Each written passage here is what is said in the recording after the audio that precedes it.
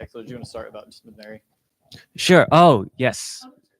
So, yeah, well, thank you for having us, and thank you for giving me this couple minutes at the front of the episode to say, recently, Dallas Area Transit Alliance, or DATA, lost one of our treasured, very important people, Mary Collier.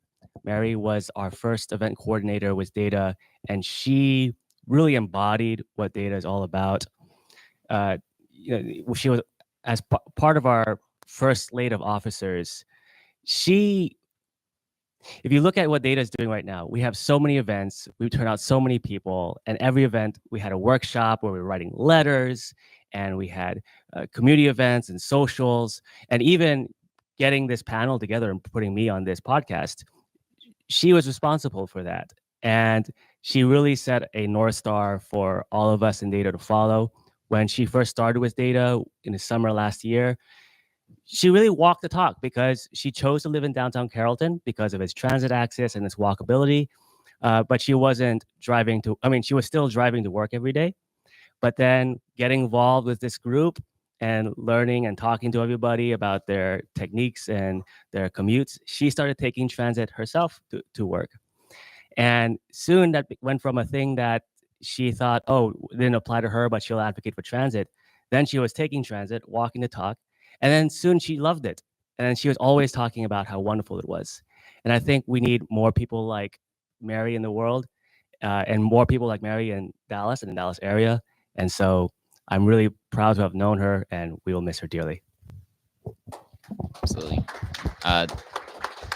Thanks, Hexel, for sharing that. We only met Mary briefly, but yeah, Mary is the reason that we met with any of you all in the first place. We got a chance to come down in November and meet with everybody. So we're very sorry about your loss. And yeah, absolutely. I think activism like hers is super important today. For those of you who don't know, Chris and I, we host a show called Transit Tangents. We started doing this about a year ago. And it just started as an idea to try to, we used to hang out and talk about transit all the time. And we were like, how can we do something constructive with this? And a year later, we've done an episode every single week. And we've covered all sorts of topics from, transit projects in different cities to actually going and visiting different cities and using their transit systems for an entire day. Yesterday, we had the chance to do that here in Dallas. We spent all day riding buses, trains. We caught both streetcars. Yeah, it was. We had an experience. It was a yeah. So it was a good day. But that's the kind of thing we're trying to kind of go to places. And lately, we've been focusing on a lot of places that aren't necessarily known for having really nice, fancy, frequent transit systems. So that's a little bit about us. Chris is going to share a little bit about the conversation we're going to have today, and then we'll jump right into it. Yeah, so as Lewis said, my name's Chris. Thank you all so much for being here today, taking some time out of your Saturday to talk about this. I mean, this is talk about transit. Most people aren't thinking, oh, I'm going to do that on my Saturday afternoon. So I applaud all of y'all for being here. Thank you also to all of our panelists for being here as well, and having this conversation and really just being a part of this. Overall, we're going to talk about transit in Texas communities, mostly focused on Dallas. But if anybody's tuned in, they know there are transit projects happening all over the state. And what is happening in Dallas is also happening in Austin and San Antonio and Houston to some extent. Texas, as you know, is super friendly to public transit, and we love funding it, right? We talk about cities all over the state. We've been to Houston, where the mayor down there is really fighting against a lot of transit initiatives. We've gone to San Antonio, where the city's actually trying to do good things with their with VIA, the network down there, adding bus lines, kind of BRT, some things like that. Austin's always in the news over Project Connect, trying to get our light rail going. And then we have Dallas, and you have arguably the most impressive transit system in the state of Texas. It is huge. You have so many cities to connect. I didn't say it was the most timely, but you do have the largest of the transit systems and the most built out train system. We're very excited to come up yesterday and actually explore that system. But again, there are issues here in Dallas too that we want to talk about and how those can be rectified. And then of course you also have, great projects that are upcoming, like the Silver Line connecting DFW to Plano, in addition to the fight with Plano. So, but yeah, so that's generally where we're going to go with some of the topics as we get into this. But before we get started, I wanted to give each of our panelists just a moment to introduce themselves and just give a quick bio. Hi, my name is Omar Narvaez. I'm a city council member here in the city of Dallas. I represent District 6, which is West Dallas Design District, Northwest Dallas, Midway Hollow, Bradford Estates, and Cypress Waters, which is 635 when you leave the city of Dallas, going towards DFW Airport, and you exit Beltline Road, go half a block, and then you're in the city of Dallas again around the lake. It's our island of the city of Dallas. And I'm also the chair of transportation and infrastructure for the city. Finishing my third year on that, and in the middle of June, I term out and they'll kick me out of the building and it's somebody else's turn. And I love DART. Thank you. You've done a lot for DART. I am Enrique McGregor. I'm a board member at DART. I represent both the city of Dallas and Cockrell Hill. And I'm on my third year at DART. And I will say it every time I get a chance to speak to when people from data are in the room. You have no idea how important and critical you are, especially at this time. So thank you for the work that you all do. When Tyler said, would you be willing to do this? The answer is I would always do anything that data asks. So I'm glad to be here. Thanks. Hi, my name is Hexel Colorado. Most of you know me as the creator of Dallas Urbanists, STLC, which is a strong town local conversation. I've been very proud to be one of these early members of DATA, the Dallas Area Transit Alliance. I'm also involved in a lot of other advocacy groups, Dallas Neighbors for Housing, Dallas Bicycle Coalition. I'm also an appointed member of DART's Citizen Advisory Committee. And my biggest focus, I would say, especially this year, is 90% of transportation issues are land use issues in disguise. I have lived in DFW all of my life. I'm a Dallas native. And over the last 3 years, I've lived in Dallas without a car. And I didn't expect that to be such a mind-opening experience. It was supposed to be just a one-year lifestyle experiment. But now it's a permanent thing because I've found the joy and value of walkability and realizing that more parts of our city and our region need that too. So trying to take a holistic approach, walking the talk and talking the walk, as I like to say. And yeah, that's me. Awesome. Thank you. All right. So to get started, we're just going to kind of gauge a question here. We're going to kind of gauge what you guys think about the DFW area. So one by one, if you could just tell me, if you had to grade transit in DFW, A to D, what is it? C plus if you do the whole region. Which is strongest? A? A is strongest, yeah. You'll get a chance to explain later too. Yeah. Yeah. C. We're going to be able to explain later, right? Yes. Yeah. Yes. Okay. I'm going to say it's all the letters depending on which part of the Metroplex. I know that's a cop-out, but when we explain, I think different neighborhoods and different cities are all different letters. Yeah, I like that answer. Actually, that's fun. So we'll kind of bounce around. Some of these questions are a little bit specific to each of you, but they're all kind of now going to be on the broad theme of just the current status of transit here in Dallas. So we'll start with Omar first. You've already got the mic in your hand, so that works. Or sorry, Enrique. My bad. Enrique. So what are the current priorities for DART in terms of infrastructure, service, expansion, all of that sort of stuff? What are we looking forward to coming up? And with that, I mean, a lot of that has to do with the current state. So you can start off by kind of explaining where things are now and what are the priorities of DART moving forward. Okay, thank you. We have a strategic plan that we just completed last year that responds to the needs of all the member cities. Priorities there are, let me just to couch this a little bit. DART is going through a transformation from having been a real estate business really for 40 years and building out our lines, which we are still building out with a silver line. But now it's about the operation and providing good service, safe service. So as of last year, we've invested a good deal of money. I don't have the exact number in my head to hire additional security, additional personnel to clean up the the rails, and we're working on continuously, and this is a several year project to continuously improve our timing. You brought that up. We really want to. There's a sort of wide objective of 10 by 10, where everybody should be able to be within a 10-minute walk to a station, and a frequency of 10 minutes between buses or trains. We're nowhere there, so this is an aspirational goal. Those are really the broad strategic goals that we have. Aside from that, operationally, it's continuing to. We just bought a bunch of buses to provide better service. In the near future, we have the issue of the World Cup and how we're going to serve that. And we, of course, are also dealing with the. I think the flavor of the day is the issues of making sure that the service that DART provides is very tailored to the needs of each individual member city. Each one has different needs.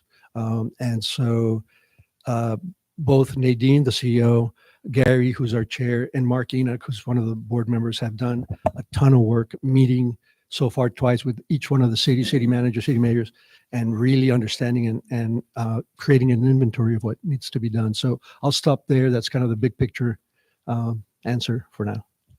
Thank you. I like the how you started that, talking about how DART's been sort of a real estate operation, and now you're really focused on the actual transit operations. And I don't think a lot of people think of their transit systems that way, but we're dealing with that with Project Connect in Austin. You know, there's a lot of real estate that has to be moved to be able to do this. So it's definitely an interesting point there. The second question we're going to pass on to Councilmember Omar. And really, we just want to know from your perspective, what is the city of Dallas doing to help foster that collaboration with DART, with other transit agencies, to make sure that not only are these systems effective and being built out and on time, but also that they are effectively meeting the needs of the residents? So did you mean other transit agencies, or are you talking other our member cities? How DART specifically, how are you working with the transit agencies? Okay. Great. Just want to make sure I was clear. Yeah. So we when I became chair almost 3 years ago of transportation infrastructure, one, I'd never been on the committee before. It was, and obviously I'm going to be chair, and so it's like I got a lot of homework to do and a lot of catching up. But I always knew that transportation was like, it's like the veins of the city, and if that doesn't work, which it wasn't in our city, is because of connectivity. And I'm very famous for saying connectivity, connectivity, connectivity. That's what I care about, is connecting all these fragments in there. And so I'm the first chair to ever ask our DART appointees to come to committee, and we do it once a quarter so we can have conversations. It was weird at first because they are appointees from the council, and so it wasn't as shared. It was more the council like talking at them on the committee versus them really having a conversation with us. So, and the reason that this was so important to me was because in economic development committee, we'd bring the CEO and the president of the DART board, and we'd have a conversation with that one person and that CEO. By bringing our Dallas appointees together and having a conversation with us, they get a better idea of what the city is actually wanting, or where we feel we need to go.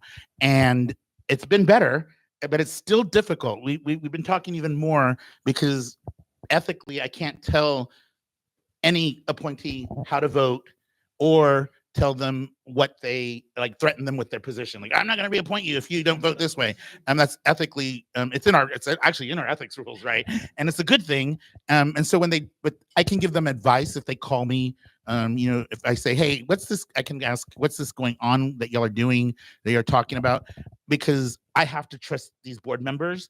And that's something that the council needs to do as well better, is trust our board members, because at council, y'all have to trust us, because we're the ones in the committee meetings. We're the ones having the little meetings, the side meetings and all of that. We know way more information. We have the data that we need, the data that you need. Yeah, That's right. yeah. You like that? You like that? Yeah. So in order to get to a vote and a decision we can make, I have to trust them, because they're in those meetings. They're in those subcommittee meetings. They're the ones that have all the information. I'm seeing a bullet point on a slide, And then it's like, then they call me, and they do. They call me a lot. And then I have to be very careful as well that I'm not speaking for the council if we haven't made a decision, or I don't know what the consensus is on a certain thing, that I'm not pushing my agenda for my district. So it's very, it's a lot of eggshells. And the last meeting you all had, several board members went to our assistant city manager over transportation and infrastructure, and they asked about some issues that are going on with about board governance.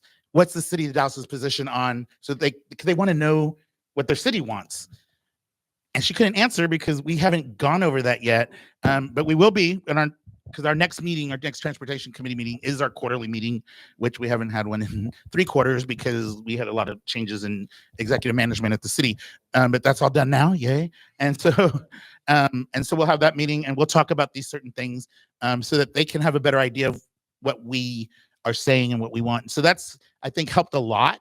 And then I think the next thing we have to do better is working with you guys, like you all. I follow Hexel on everything. I watch everything he does. I think he's brilliant. Sometimes I message him. I'm like, that's not going to work. Like, yeah, not ours, but because I mean, he's usually right, but it's like, but I know the rules or what's going on in order to make something happen. And that's also part of the issues that we have is like, yeah, it makes complete sense. Let's close down. I want to close. I'm a boulevarding. I mean, a guy who wants to do plazing all throughout the city. I want that. I've been fighting for it from years. I'm not gonna get it. On my time. I don't have enough time left because my district doesn't have an area for that, but we do in the city, like Deep Ellum. There's a place where we could plaza a section. There's a place we can do this to make things more pedestrian friendly, to make things better, and to get that connectivity. And we're getting there. We're not there. That's why I said a C earlier, but it's like to connect our trails, to connect our stations, our bus stops. Like we don't have a stop at Love Field. That, there's a reason. I'm not going to go over it now, but it's 9/11. That's all I have to say about that. And when they were going to vote for it and they didn't. And so it's making sure that we have those conversations with our board members, because in the past, DART's 50 years old now, right? 40. Oh, damn, I'm way older than DART. So it's like, so 40 years old. And you just heard what he said, right? Real estate.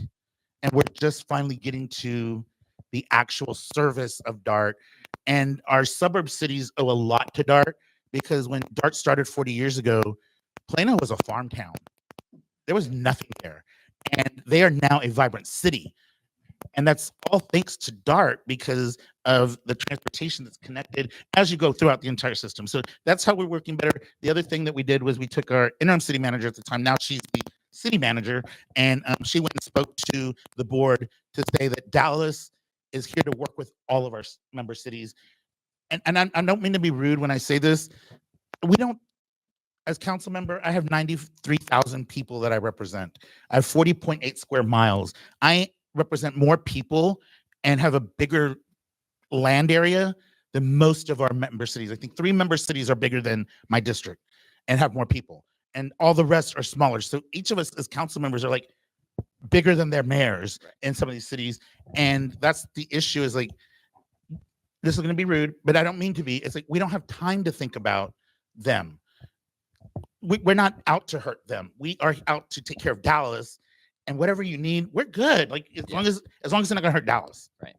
No, and I think the connectivity point you mentioned, and it sounds like you're doing this like beyond physical connectivity, connecting with all of these different stakeholders and groups is super important. And it's really positive to see that you all are engaged with groups like Data to be able to get the information on the ground from folks who are using transit on a daily basis.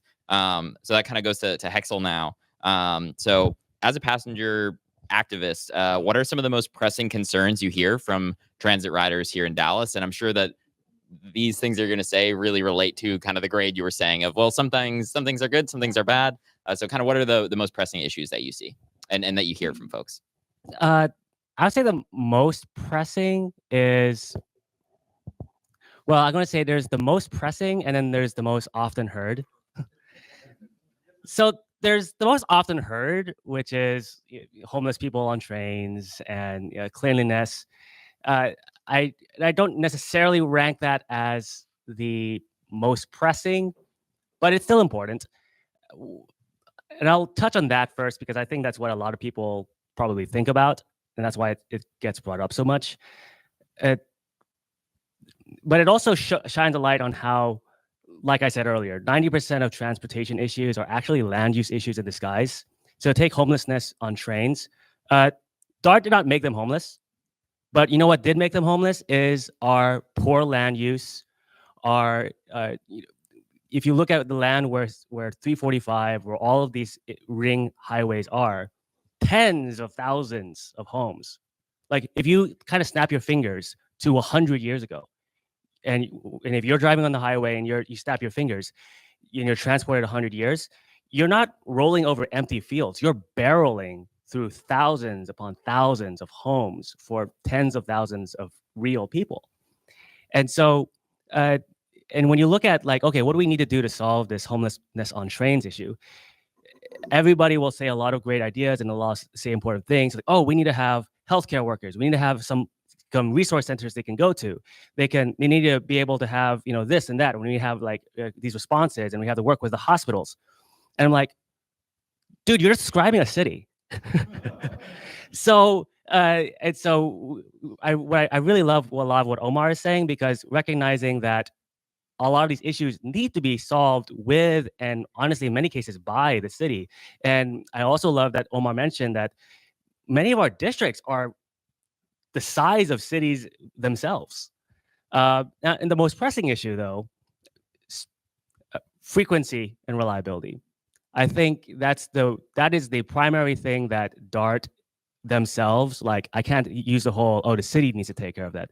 That is something that we need to do our best to support and defend and demand better speed and better frequency and better reliability, because that's the one thing that if someone says, hey, my train didn't show up, no amount of zeal, I can't respond that by saying, well, better luck next time. Or actually, that's all I can really say. So yeah, I would say the most pressing issue right now, improving reliability and improving frequency, because that will just kickstart a virtuous cycle upward for all of our neighborhoods. And that's really good kind of segue into sort of the next section here, which is talking about some of the challenges that transit in this area is facing, whether that is reliability, whether that is transit expansions. So we'll pass this one on to Enrique and just say, this may be a good opportunity to bring up the sort of Plano Irving fight with the board, but what are some of the challenges from DART's side on expanding transit, serving these suburban communities, while also sort of balancing, making sure that you are serving Dallas and making sure that you're taking care of the residents here? What are some of those challenges with expansion and with improving service quality? Okay, so let me give a few points of background on this. First of all, as a transit system, as many transit systems around the country, we are operating in cities that were really designed for cars. So after World War II, freeways, cars, and so on. And so you're trying to overlay a transit system in very sparse or not dense areas, and it is a challenge to make it work and to make it efficient. Second issue we're dealing with is that DART, our light rail system, was essentially designed with the idea that to connect people, bring people to downtown from the outside areas, right? So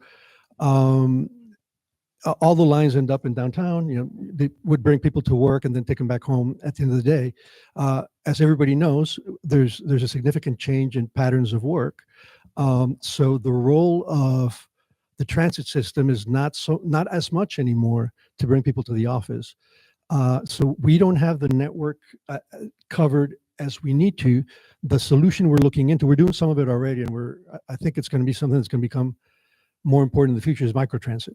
So it's we call it GoLink in DART. It's the idea that once you land in one spot, whether it's a bus or the light rail, at that point, if you need to get to your final destination with the same fare that you paid, you'll have a GoLink van or car pick you up and take you to that last part. It's that piece is we're going to be doing a lot on that. I mean, and we're looking into how to apply it best.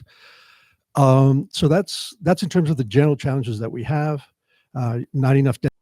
Has failed. What's the number one killer, threat to public safety in these cities? Cars. What's the number one polluter? Single occupant vehicles. What's the number one expense? Roads and road maintenance. So when they see their budget tanking, when they see all of these services and all these needs accumulating, it's the growth Ponzi scheme all over again. And when they see, oh, we need to start saving money. We gotta get our spending under control. Realizing that they can't defer any of these expenses anymore, now they're going after DART. And so that's why there's this zeal that they have to cannibalize from DART. And that is that's where they make a mistake, because DART is not just this thing that an afterthought you tack on, like, oh, in order to meet our world-class city checklist, we need to have some mass transit. So we will go to, just the minimum amount of transit necessary to make that list. They're forgetting that transit is a tool for city building. And if they fix their land use, they fix their city planning, if they fix how their own cities and their own neighborhoods are connected, using transit as a weapon for productivity, that's where we need to improve. And that's really where we need heroes in each suburb and each city and town to kind of push that message. Because until this individual city and neighborhood and town gets it, they hurt the whole region.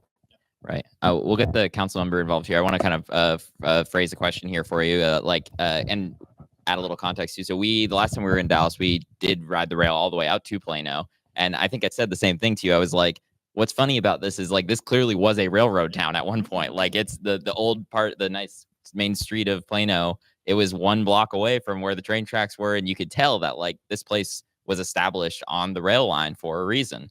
And then all of the decisions with land use that you've talked about have made it so that so many of these areas, and this is something we talk about on our show all the time, is that it's so hard to serve areas by transit after you have done the level of suburban development like we see. I mean, this area is kind of the most classic example in the United States of that suburban sprawl. And it leaves transit agencies with needing to play with ideas, like you had mentioned with the microtransit, which is difficult to pull off at an affordable rate. That's expensive to take people, 1 or 2 people at a time through all these neighborhoods and whatnot. But what other solutions do you have until you can kind of go through and make these land use changes over time and get people living closer to transit? So with all of that and the concept of potential issues with funding, if some of these smaller cities are successful, or if in Austin, we see it with the state legislature trying to kill transit projects in our area. There are a lot of threats to transit right now, especially now, even at the federal level as well. Are there things at the city level that you guys can do to kind of get creative on additional solutions to kind of provide a safeguard to be able to continue to extend transit in these areas? So easily, I'm just going to say no, there is no safety net. Because we give our 1 penny of our 2 pennies of sales tax that we get to keep from your 8 1/4 sales tax. The state keeps the other 6 1/4. We get 2 pennies. We give 1 penny to DART. That's the deal to be a member city. You give 1 penny of your sales tax. Whoever made that decision, whenever they did, they were smart about it. It works, and it funds the organization to be able to do what it needs to do. All of a sudden, you have these farm towns that were not paying much back in the day, 40 years ago, that are now paying what they should be paying. And now they're saying they want their fair share or give us money back. Well, they say that Dallas gets more than its fair share because our penny doesn't cover, we put in $407 million a year, but the city of Dallas gets, let's say, $450. The reason for that, when you really look at it, is that the city of Dallas is where DART was born. The idea came from the city of Dallas. We partnered with everybody and we subsidized these cities for several decades as they grew. So that penny, we get more also. It's not because we're getting more service. It's not because we're getting, it's not, if you follow Hexel, he shows you where we have fault with DART. I mean, it's not a negative. It's just like, these are the problems. These are the issues. We got to see them or you can't fix them, right? And then they can start working on them. So what happens is if you cut, the city of Dallas gets more because almost all the DART's facilities are in the city of Dallas because we were the birthplace. So we have to get more. It's not us. We're not really gaining anything. It's DART taking care of DART because they need their depots clean and fixed and maintenance. They got to make sure the headquarters is maintenance. Where the thing goes down that Hexel tells me that thing, remember, I was like, you're not going to close that. They're not going to plaza that one. But it's like, it's not, because I would love to plaza that one because there's been accidents. I mean, pointed out an issue. I turned it in. What can we do differently? But now all of a sudden the little cities, Irving and Plano, the problems that they're having right now are the problems Dallas was having when Irving, Plano, Garland, Farmers Branch, Coppell, all of those cities started to grow and become actual, instead of towns, they're now small cities or they are medium-sized cities. I mean, I think Plano has 400,000 people in it now. I mean, that's a city. I think it's bigger than the city of Pittsburgh. It's like, or Arlington is. It's like, and then we're dealing with a city that has no mass transit in between the two major cities. So Plano and Irving, even us, we looked at it because like Fort Worth has their own transit system and they only use half a penny. So sounds good, right? Oh, well, maybe we could do half a penny. The problem is go use Fort Worth's transit system. I'm not saying it's horrible, because I don't know, but from the council members that I've spoken to, they're like, it should be the whole penny, because they go, we don't have enough to do what we need to do, and they do it themselves. So it's one of those, it's like, if you think that you're going to be able to run a transit system on $55 million a year, Plano, that they want back, go for it. Because it's going to be really cute when the trains just pass through your system, the light rail passes through your city. Because if they're not going to pay, then we cut them out. I mean, well, not me, but it's like, these are threats, and it's bullying is really what it is. And it's not about us. We want them to get what they want. I'm like, oh, they want a circulator, get them a circulator, get them a circulator, Enrique. But how's he going to pay for it, right? Make it happen. Yeah. But if you don't want DART to get hurt, the city of Dallas was the only city that came out and said, fully fund DART. We didn't do a resolution. People asked us to, like, we're not going to do that because we did our legislative packet that were sent to the state legislators from this region. The city of Dallas believes in fully funding DART, period. Stop. It's over. But that then allowed for the board members to say, our city supports fully funding. There's a lot of other member cities. It's only like 4 or 5 that did resolutions, six that did the resolutions. Well, they're also ahead of themselves. Plano's been working on this for 6 years. These other little cities have been brought in recently, this year, because they hear that, like, oh yeah, well, if we can get money back, because our budgets were tight. We had a $38 million budget shortfall. You had to find that dollars. All of a sudden, that penny looks really, really good. But if you take that penny and you destroy the mass transit, I keep pointing at you like you are DART. Like, well, he is DART. He represents them, right? And it's like, but if you destroy DART, what is that going to do to our cities?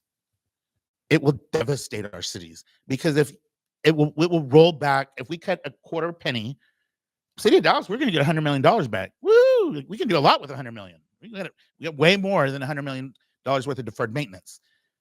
But now all of a sudden you're going to have buses coming once every 30, 45 minutes, maybe an hour, and train service will definitely go down. You end up having to let go of their entire DART police, the vast majority of their DART police force, because they can't pay for them. You get rid of, and then you're just at this weird basic thing. Now, what you can do to make things better, you can do microtransit. The experiment was in West Dallas, where I represent. Toyota did a grant and they funded a circulator for us. I call them limousine golf carts. They're those like long golf carts, all electric, no gas. They do pay a driver, and before it was on its own little like separate app. Dial the app, It comes to your door, picks you up, and it'll take you not anywhere in the city, takes you anywhere, basically in 75212. And this year, DART expanded it to go to the edge of downtown, to get you to Union Station, to get you to the, that next station where they can be, because I don't have train in West Dallas. I don't have light rail. I have a river, and I have a massive freeway, I-30, and then I have the city of Irving. So West Dallas is landlocked, and there is no train coming to us anytime soon. And that's okay. Let's think the outside of the box. And it was Toyota, by building that relationship with them, that came up with, have you thought about this? Go for it. Let's see what happens. They paid for it. I don't know who's paying for it still, but DART ended up taking it over. But it's still renting the same way, but I'm not exactly sure who's paying for it, but it's not as expensive. And let me tell you, the circulator in West Dallas, 14,000 riders a month. 14,000 on these limousine golf carts, and people are cool with it. So you got to think a little bit differently. It works. It's part of mass transit. It's just micro, and it gets them to the big station, and they don't have to pay for it, which is where I really believe all mass transit should be. It should be free, right? Or what do we call it? Fairless. And we've had debates, but DART's not ready for that yet, and we will get there. I hope. Might not be in my lifetime, but that's how you get those things done. But it's listening to the residents in the area, and that's what West Dallas said. We think we'll be okay with these, and now they love them. And what I really love is when I have a community meeting at the West Dallas Multipurpose Center or the library or wherever in West Dallas, and here comes the little limousine golf cart with senior citizens, with young people, with people that don't have, or I just didn't want to drive my car from the 10 blocks that I could go there, and I don't feel safe enough to walk. They dial up the little circular, boom. It's perfect. It works really, really great. So not saying this the win all be all and every neighborhood should have it. It just works for us. But think outside the box. May I follow up on Yeah, a couple absolutely. things? Yeah. First, Omar, you keep saying I'm DART. I heard somewhere that you're going to have some free time in the future. Just saying, planting a seed. I can't go backwards and pay anymore. Yeah, that's right. Oh, you get a bus pass. Yeah, for life. Yeah, so yeah, for life. Hey, we get paid $50 per meeting we attend. I mean, that's it adds up. I wanted to follow up on a couple points. One of them on this whole conversation that seems to permeate a lot of what's going on, having to do with whether the member cities are getting what they pay for. It's important, and I've been on this. Somehow the board was coerced into hiring a very reputable firm and paying $1.5 million to look at whether or not to answer that question. And that firm, I think, did a good job, a fantastic job, as they did an impeccable job. But they were going, in my opinion, on a bias. They were asked to answer a biased question, which is to compare the value that you're getting in comparison to the service that you're receiving. The problem with that is, first of all, it does not account for things like the fact that the city of Dallas has most of the facilities, and the city of Dallas allows DART to use that land without tax. So, Dallas is absorbing that. It also does not account for the broader, bigger issue of the greater benefit that you get. This is a snapshot in time of, on this year, you got this much service and you put this much in. What about what you talked about? The broader benefit, just not now, but in the future, economic benefit of growth and so forth. And finally, I think it's a mistake to answer that question by looking at a snapshot in time. The answer to that question should be, let's look into the future. What does it mean for you into the next 10, 20, 30 years to have the benefit of this tremendous infrastructure? So I say that every time I get a chance, because that one message has been so pervasive and it's so wrong. It's simply not true, but it's easy for people to pick up and to send on to it. What do they leave out of the system, out of it, that Plano's getting?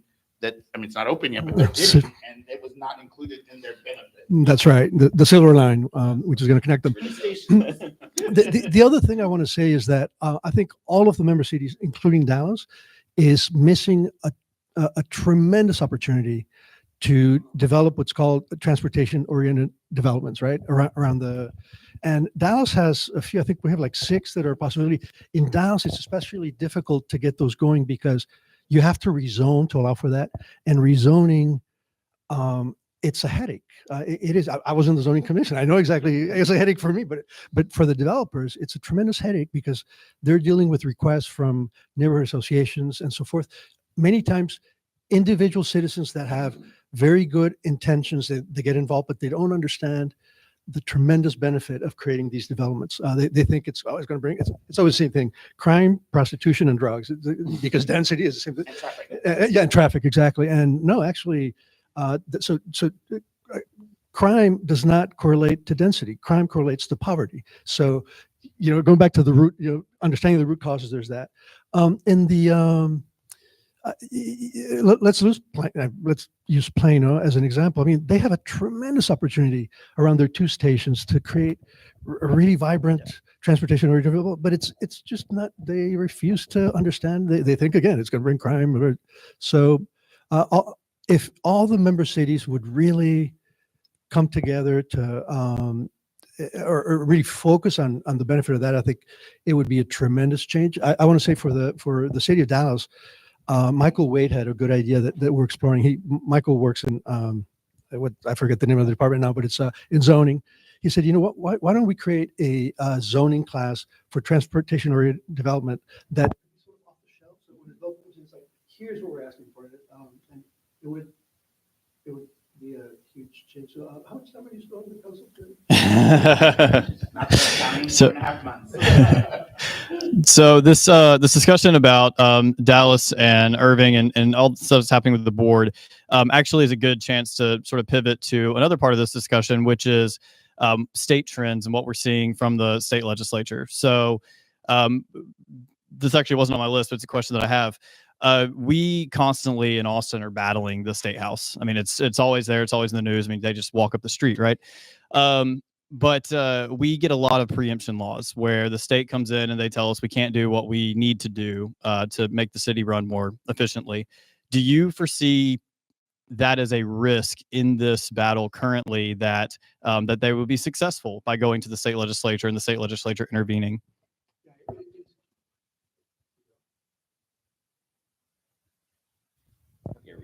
Hello. Okay. It is a tremendous risk, and one that we're all biting our nails over. My personal view, not having had experience lobbying in Austin and not knowing personally the senators, I think Senator Nichols is going to head the committee for transportation that's going to look at this, and there's a Senator, I would say it's Parker. That's also in the committee. Yes, thank you. And my frustration is that from what I can see, the anti-DART members have very good connections with these senators and are feeding them the same misinformation that we've been seeing for months. And I don't know them. I can't say, hey, can we have coffee? Can you give me a minute?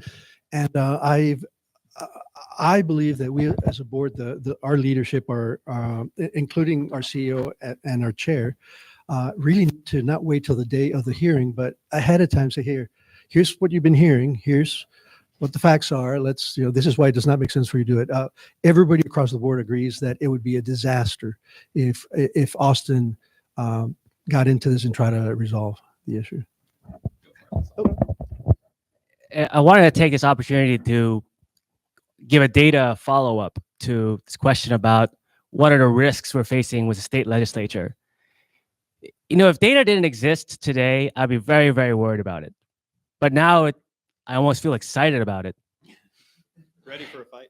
Yeah, because, when in the last few weeks, and I think in many cases, the last few days, we have, over 100 people on our group meeting, our Discord, and we have, 60, 70 people coming to our monthly meetings.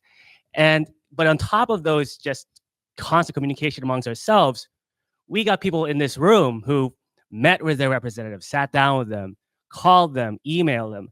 I mean, kind of calling back to the legacy of Mary Collier, like she personally at every event, she was like, "Oh, I want people to stay here after the meeting ends. I want you to call. I want you to email on the spot." In December, we had our holiday social gathering. And it's like, for our holiday social, so it's passing out papers. I want you all to, okay, here's a sticker. Each of you are divided into groups, and you're all going to take turns learning how to call who your representative is, how to call them, write down their phone number. We're going to have a practice sessions where you can practice what to say. And so, we have people who are signing up to, like, maybe carpool or get a bus down to Austin to talk to these people. I mean, I think the fact that, heck, we have people who, and data is so organized. We have someone who's their main role within data is just to hit refresh on the filed bills every day to check when they come through on their threat to file something. And so, and it's so easy to get a meeting with your representative, at least right now. As the deeper we get into the session, it'll become impossible. But we've started this work of meeting and talking and emailing and calling. Like Mary was canvassing on trains, like during the state fair. She had flyers, and she'd round up a whole bunch of us, and they would go and just get signatures and get people signed up on the trains. And she was responsible for hundreds and perhaps thousands of communications. So I say right now, yes, I think the fact that they were saying, if you don't do this dartboard, we're going to go to the state. And then the fact that the board, it was this big battle. We were going to all of these board meetings. And the fact that I think we had a role in making sure that the board didn't budge. And the fact that they have to go to the state, I take that as a data win. And then data is going to be there. And we have so many people who are now trained. Like so many people in this room have not done anything like this time last year. And so I do feel excited. There is a battle coming. It's going to happen. But this is not the first time that state legislature, people, representatives and special interests from Plano have tried to cut DART funding. Like, they've done that for the last 3 sessions consecutively, but they failed before. And even though they're going to put up a bigger fight this year, they have not faced data yet. And so I'm really excited about the legislature, honestly. And I think we'll get the council member in too. I'm going to go with the simple, I'm not worried either. And not because of, and keep doing what y'all are doing, data, because it helps us. The city of Dallas County, so you have to also know how the legislature typically works, right? I know you guys do. But usually if it's a local issue, the rest of the legislators do not want to get involved. If you ever watch this on city council and you see us start fighting with each other, it's because you played in my playground. And I'm like, get out of my, why are you messing in my district?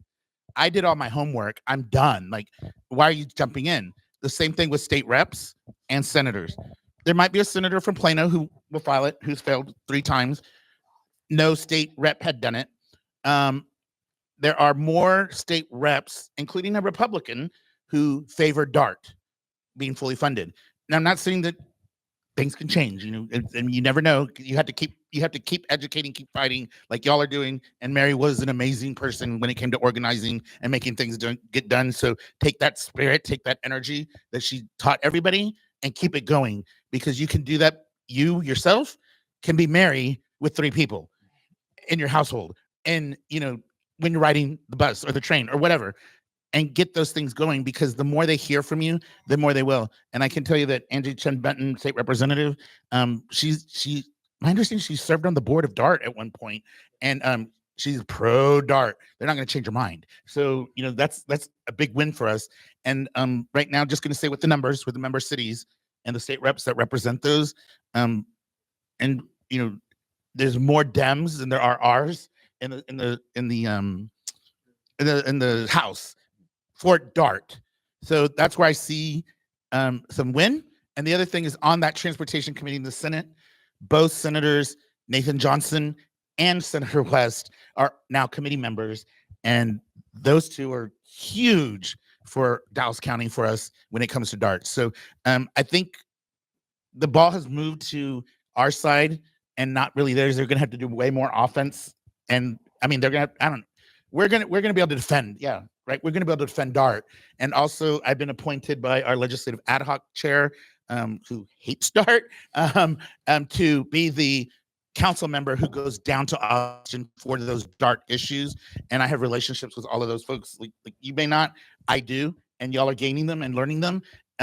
Keep it up, because let me tell you, I'm going to give you a secret about politics. The thing that we as politicians are the most scared of is you guys. We're scared of voters. And when voters start showing up, we start to listen. We start to go, I mean, we do, because we're like, y'all, when they fill the chamber across the street, I'm like, what are they here for? Who's that? Whose neighborhood is that? What's going on? We all do. We all want to, because they scare us. You guys scare us. But I'm not scared of y'all, because it's like, I know who my bosses are. I know I represent. I'm not exactly. I can't talk for anybody else. That's just me. That's how I operate. And so, I mean, I even walk into my communities. Hey, boss, what's going on? What are we working on today, bosses? They love it, because they know I'm going to represent them. It's not what I want. It's what my constituents want. And so that's why I think that we're going to be able to, we're going to be able to win this, but we can't let up, because they'll sneak something in. They like sneak attacks. Yeah. No, and I think, Yeah. yeah. I just want to share a funny, quick thing on the when you guys show up. In the earlier times when Data was showing up to the horseshoe at DART at the board, one of the anti-DART members came up to me and said, "Who are they? Who are they?" So, well, I don't know. They're like, it's like a group of people that write DART. He said, "Oh, are they funded by the Soros Foundation or something?" I said, I think they're actors from Austin, like students, and they Wow. bus him in, they give him a sandwich, and then they come and speak. So that's amazing. yeah, I thought I'd share that. That was funny. I'm glad you were like, I need to say this. Yeah, that was that was good. And I think he was probably joking, but you know that how the mind works. You never know. Yeah. Funded by Soros, connect us, because we need a travel budget. Yeah. No, and I think to kind of wrap up the conversation on a positive note, I mean, beyond Dallas, even we've gotten to see firsthand groups like you all in other cities. What comes to mind initially, like we met with a great group of folks out in San Antonio with the Strong Towns movement there. There are groups in Austin with Aura. They're more focused on housing, but obviously, as you heard in this conversation, in general, housing and transit are so tied together.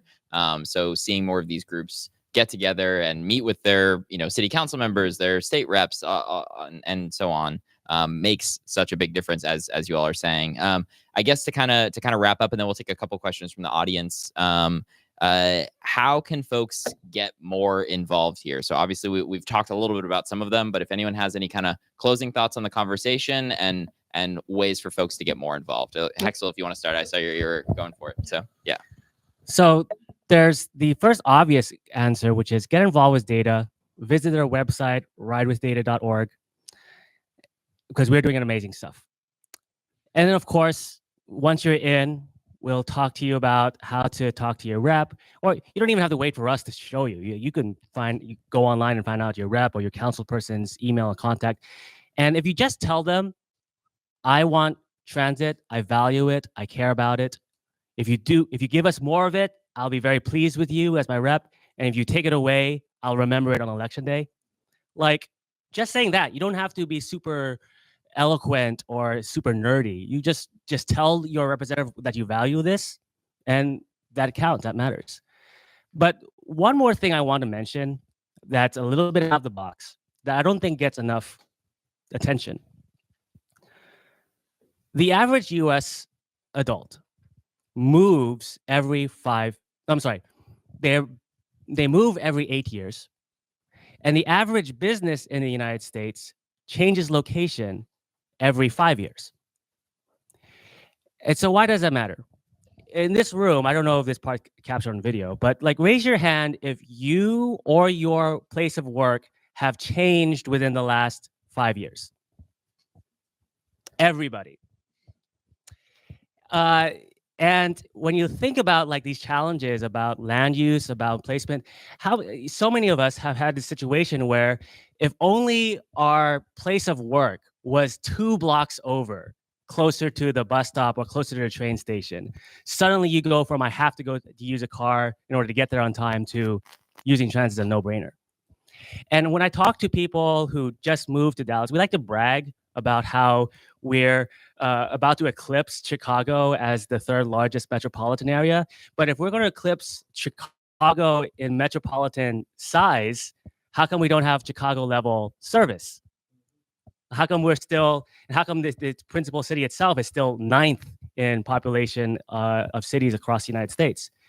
And so the reason I bring this all up, knowing that we all move, knowing that we are at constant change within our own lives, talk to your employers. Talk to your employers about, hey, our lease in this office is going to go up.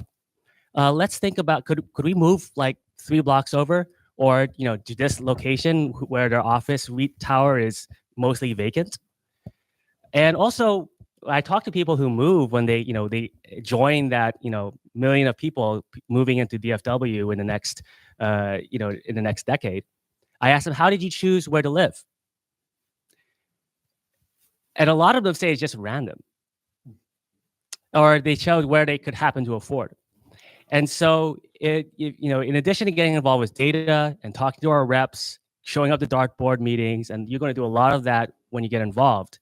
Also, just start talking to your employers, because chances are, if you talk to your manager and say, wow, no one's ever thought about, you talked to me about that before, because for us, it is kind of random where we place this office too. And so you could start personally changing the shape of this entire city. Because if you start that conversation and there's just 10, 20 people, or maybe you work at a large company, maybe 100 people, maybe 1,000 people in your building or your company. And if you start that conversation that moves that location to a transit-oriented place, or even if it's just putting it on a bus corridor as opposed to 3 blocks away from the bus corridor. Or if they're building my longest commute, I used to live in White Settlement, which is west of Fort Worth. I would commute every day to Central Plano. That was at least an hour every day. And they had this massive complex. Like no matter how big they are, they still move. They had this massive complex in Central Plano, and then they moved thousands of employees to Legacy West. Companies are moving all the time. Employees, housing is changing all the time. But if we start entering this criteria into the conversation, then the next time you move within the next few years, or your company changes location in the next few years, and even if you're a service worker who has to, you have to have a car because you're like a plumber, you have to go to random locations. As all of these locations start coagulating around transit, kind of restoring to the way that these cities and towns originally formed and started, even those random access jobs that require a car will also start to become more transit oriented. So start talking with your circles, your employers, your clubs, your associations, where if you have like a political club or a special interest club and they meet somewhere that's not transit oriented, say, how about instead of this coffee shop, we meet at that coffee shop? And that makes a world of difference. Start talking among your own circles and being the change you want to see. Yeah, I love that, especially the idea of talking to your employer about when that company is going to move, making sure that you're on transit. That's a very creative way to go about it. I was like, that was... I never even thought to tell my employers. Kim Tolbert, I need you to move City Hall to. And it's staying there. We can't afford a new City Hall. So, what I would definitely say is, so this is something I actually shared with Nadine Lee, the CEO of DART, was we as a council, we as the member cities, you all as residents and DART writers, we need to start talking positively about DART. And I'll give you the reason why. When I got to Dallas in 1998, my family's been here 90 years, but I was born and raised in Houston. Sorry, that's not my fault. It's I didn't choose to move us while my mom was pregnant. So but I was raised a Dallas Cowboy fan, so she raised me right. And so when I first got on the council, everybody talked smack about the DISD. Everyone. You couldn't turn and people weren't talking crap about DISD. And I remember when Mike Rawlings first ran for mayor in 8 years before Mayor Johnson, I didn't vote for him. I didn't vote for him either time. I didn't really agree with him on much, and I also didn't like that he said he was going to be the education mayor. I'm like, you want to be the education mayor? Go be the superintendent. Like, that's how I thought. But he's a marketing guy. Remember, he's Pizza Hut, right? And I remember he sat us down as a council, as my first term, 17 and 18, and he told us about how we have to start talking about the positives of the DISD, because it's the most important education system for us as far as where people start, right? You start them little there, and then everything else develops. And that's the same thing that we need to do with DART, because we were all, I always said good things about him, but I wasn't doing it like publicly on social media, anything like that, because DISD was having some really good, amazing things. Top high schools in the nation and their public schools, right?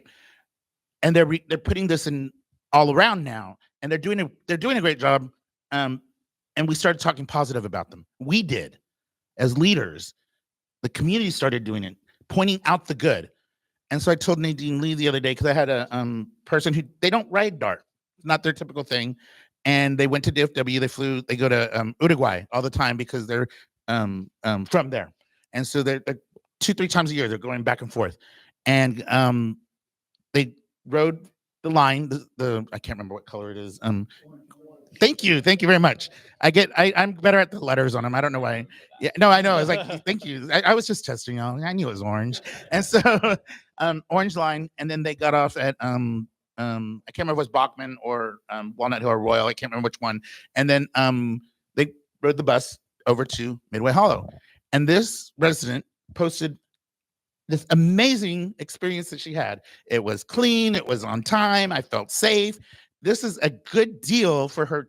What's the fare? $3, whatever the one-way fare was. This was a great deal. I didn't even have to pay when I transferred to the bus. And she wrote this really great positive. She goes, so next time anybody's going to the airport, you should think about using DART to get there. And I was like, and it clicked with me that that's what Mike Rawlings would have pushed that everywhere. I screenshot it. I texted to Nadine Lee and I said, this is what we need to start hearing more, is the good things y'all are doing on cleanliness, reliability, safety, the things that you just said on time. They are getting there. The woman just got there and she started to put this plan in place, and it doesn't change overnight, but new seats, new buses, and we've helped. I challenged the city of Dallas, our transportation and infrastructure team, to get $500 million before I left council from President Biden's Infrastructure Act. And 2 months ago, we hit $525 million. Part of it's with DART, the airports, all that, but that's the city of Dallas. And we're working with all the different entities because for whatever reason, the Fed loves to give a grant when we're all working together, and we're shovel ready. We are shovel ready on a lot of projects, but this helps us. And these are the things we have to keep looking at. And I just want to close with, we need to get high-speed rail. Please tell your council members in Dallas that we need high-speed rail. I like to hear that about somebody having such a positive experience too. Something I think that we run into that I've been challenging people a lot more on is I have conversations with people when they hear about we do this podcast and they say, oh, I love my city, but the public transit sucks. And I'm like, does it? Have you tried it? Like, when's the last time you were on a bus?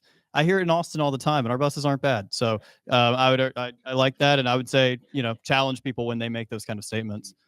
So. I think with that, if we have any questions from the audience for folks, I see some of the microphones. We can. Test 1, 2. We good? Yeah, I'm Ken Dublé. Thank you all for being here today. And I was going to say real briefly. Well, first of all, Enrique, what the reason the trains come in and out of downtown Dallas, it's not just because that was a commuting pattern, although that was the thinking. It's because in the late 1990s, there was a big movement towards intermodal freight, and all of the freight railroads were abandoning these lines that were coming into Dallas, and they were creating the intermodal system so that all of a sudden all of these lines were becoming available, and that's how we got our Katy Trail and our Santa Fe Trail and all these other trails, and that's how we got the DART lines. But I was thinking, what we need to keep in mind with Plano, maybe it's time to give Plano something, okay? And when I say give Plano something, I don't mean diverting funds to clean brush out of culverts, which DART has done in the past. I'm talking about thinking in terms of service improvements. Now, the Cotton Belt line goes from Plano through Fort Worth all the way to Southwest Fort Worth. The Cotton Belt line did not make a detour to DFW and then go back. And what's happened is Fort Worth has built their own separate line, and we've built our own separate line. You know, they have the Tex Rail, and we have the Cotton Belt Silver Line, but they're both the same damn train. They're both Stadler. They're both made by the same company in Switzerland. And it may be time to talk to Plano and say, look, Mayor Matty Parker over in Fort Worth is extending their A train that from DFW Airport. They're extending that into Southwest Fort Worth, and maybe it's time to have some bypass trains where you can get on a train in Plano and not just go to the airport and wait and try to change one. You can actually get one seat service from Plano all the way into Southwest Fort Worth and that line that's expanding there. And so it's time to say to Plano, look, if you cut the funding, your service is going to go down. And instead of having trains to the airport once an hour, maybe we can have a train every 20 minutes, and every other train is going to actually bypass the airport, although you can get off and go all the way through Fort Worth. So maybe it's time to start talking about improving the service there. Thank you for that. Yeah, that's a good point. Thank you.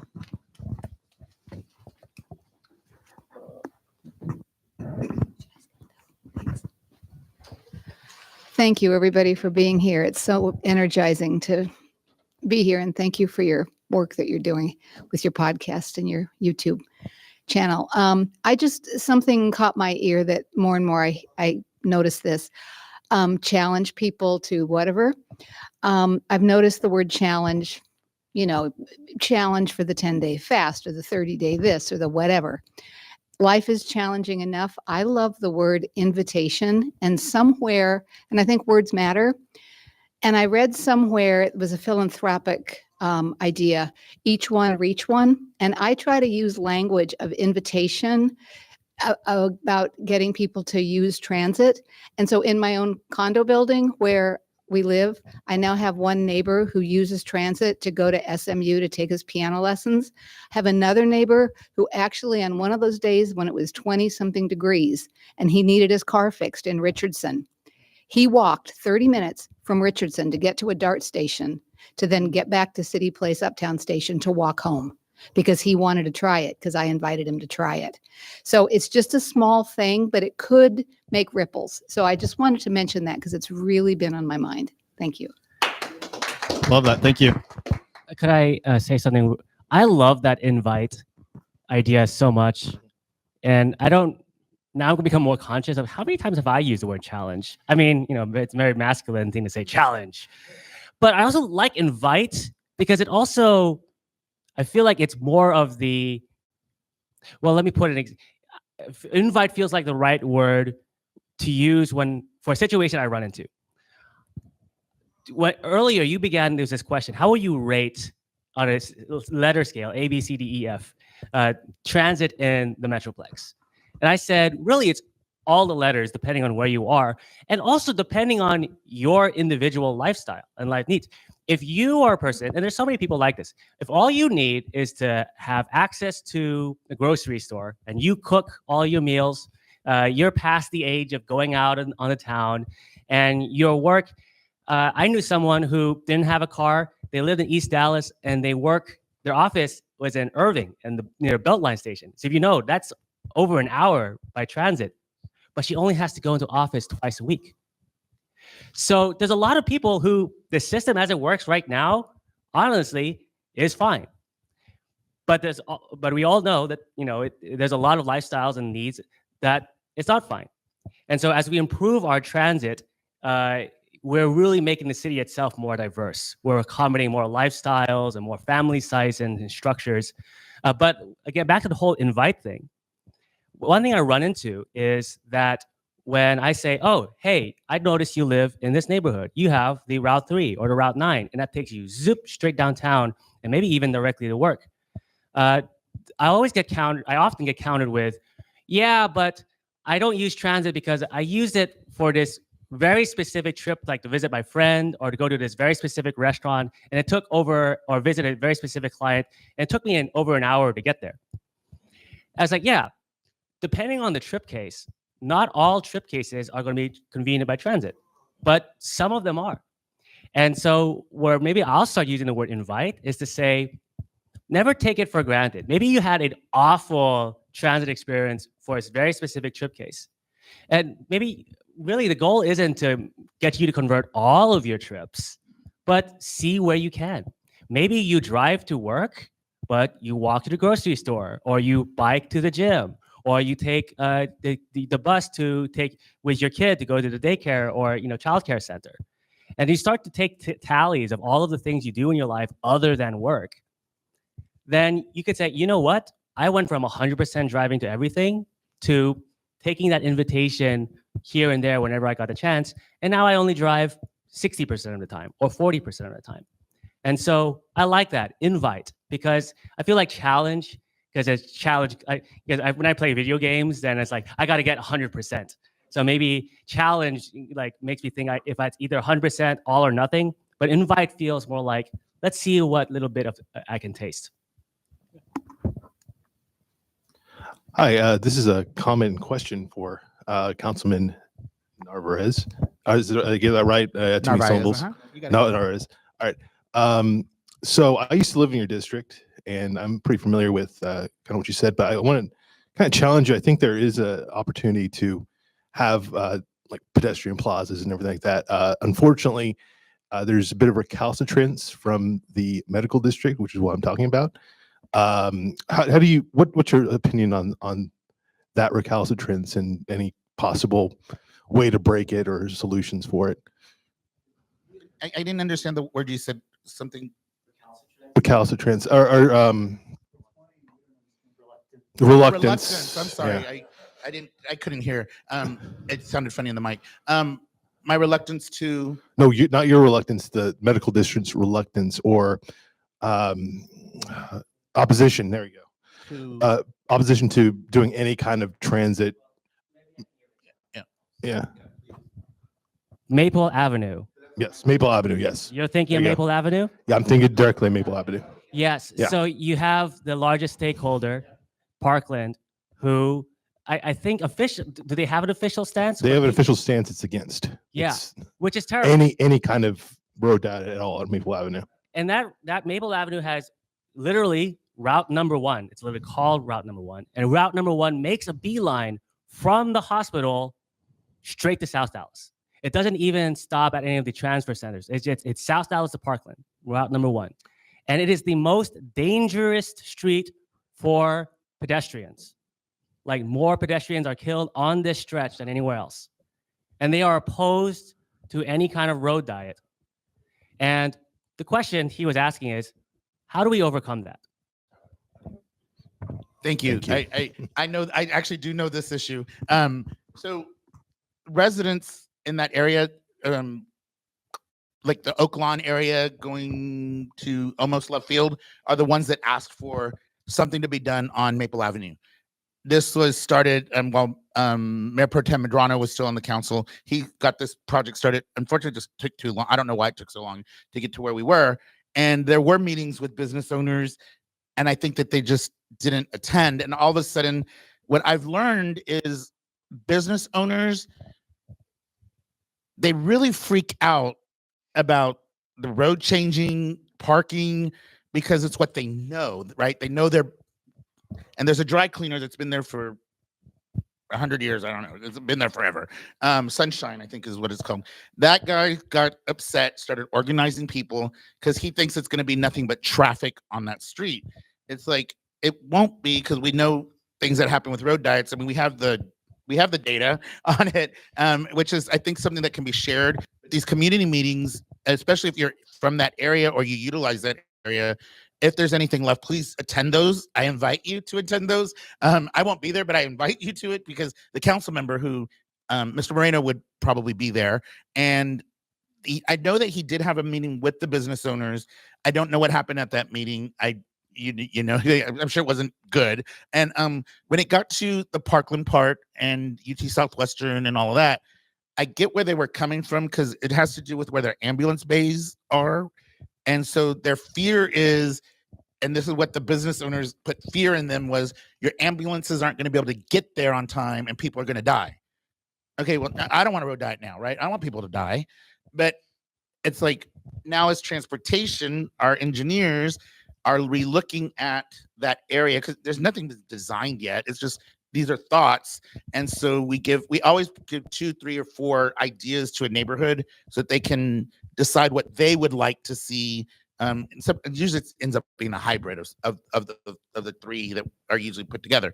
And so with the road diet, now transportation is looking at that area because it's medical district in Harry Hines and Maple, and looking to see, is there something that we can do that would make sure that the ambulances have a way into the hospital that would not stop anything from happening, like if there was traffic, if there was something.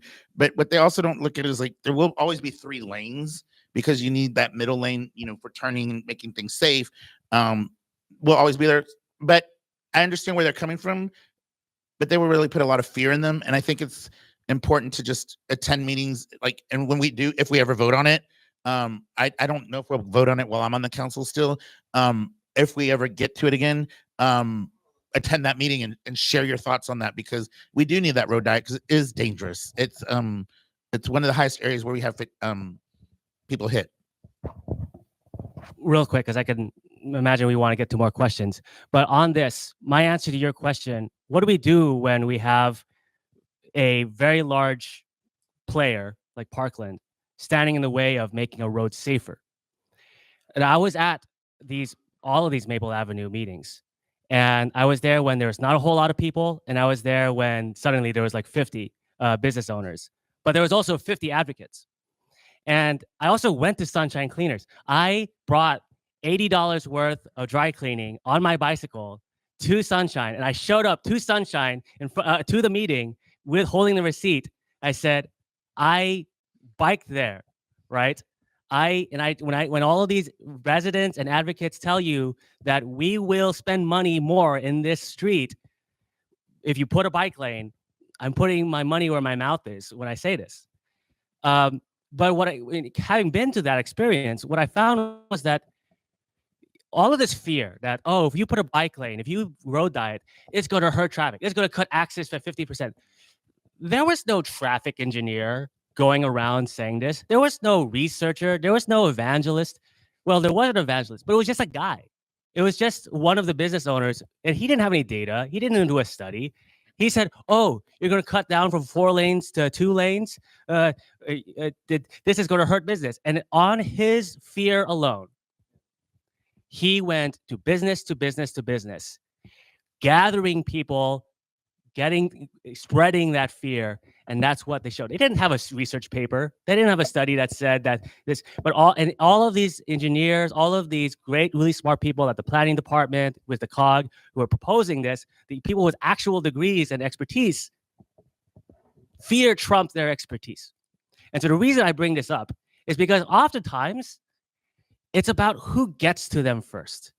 And we need more people doing what Mary did. What if instead of this one scared business owner going door to door, what if it was Mary doing exactly what she did in downtown Carrollton? She went door to door, having conversations with every business in downtown Carrollton, telling them about the cuts that are coming to DART, telling them about the transit that they already had. If we could get more people doing what Mary did, but in Maple Avenue, and doing it first, doing it because there was at least 2 or 3 meetings for Maple Avenue where nobody attended. And then they had to call this special one after this business owner started riling up his fellow businessmen. So what if we can get there first? What if we can pay attention to the bike plan and the transit plan and be the one that goes door to door and say, hey, this is good for business. We want this. And that is a common story that happens all over the place. Whoever shows up first and, is the loudest in the room in the beginning when no one's really paying attention to it. And then, things continue to happen. Yes, exactly. Yeah. Well, I want to be respectful of everyone's time, so we'll do one more question. Yeah. And then we can wrap it up. Yeah. Hello. I know it's like a major issue that people often don't talk about some of the suburban bus routes. I noticed that also at peak hours, they run every 40 minutes, making it hard to remember their schedules.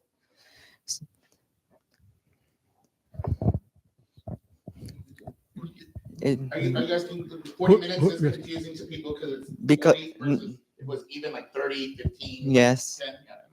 Yeah, so the schedules vary depending on, there's like was it high time and low time. So almost every route has two different sets of schedules. The best way to track that is Go app will tell you, when the next one is coming. You can see that a day ahead. You can see it. I mean, they're same for every day. They change on weekends. But that would be my suggestion to you, is try that. I do have a surprising answer to this. So he was bringing up this point that like you have some really long wait times in the system, 40 minutes, an hour. The delightfully numbered Route 214 has 1 hour headways, which is ridiculous. Whereas again, we keep comparing DFW to Chicago. Well, Chicago has like 5-minute headways, 10-minute headways tops. But in order to get shorter headways, part of what you also need, in addition to more funding investment, you also need more vehicles and more drivers, especially as the routes themselves get longer. And so part of what I would encourage DART, and part of what I encourage us all to think about is, rather than thinking about how do we extend our routes longer and longer, making the service area itself more and more sprawled, how can we maximize the value per acre around our existing corridors, existing routes? Because when that happens, suddenly hopefully they can keep the number while increasing the frequency. Suddenly your 214 has so much usage, so much density along Garland Road going into East Dallas that you can have 30-minute, then 15, then 10, because there's certainly enough space for it. There's certainly a lot of density not capitalized on. So I think when we want to increase our frequency, what's the path to there beyond just putting more money into it? Be smarter with our existing land use. Right. If we keep stretching it out, we actually make it harder for us to increase frequencies. So much of it always comes back to housing right now. With that, though, I want to thank you all so much for taking the time, and thank you all so much for coming. Yeah, thanks. Obviously, be on the lookout for more events from Data. Thank you, Data, for inviting us out to come do this. And everyone, enjoy the rest of your afternoon. Thank you. Thanks. It was fun. That was fun. Let's do it again.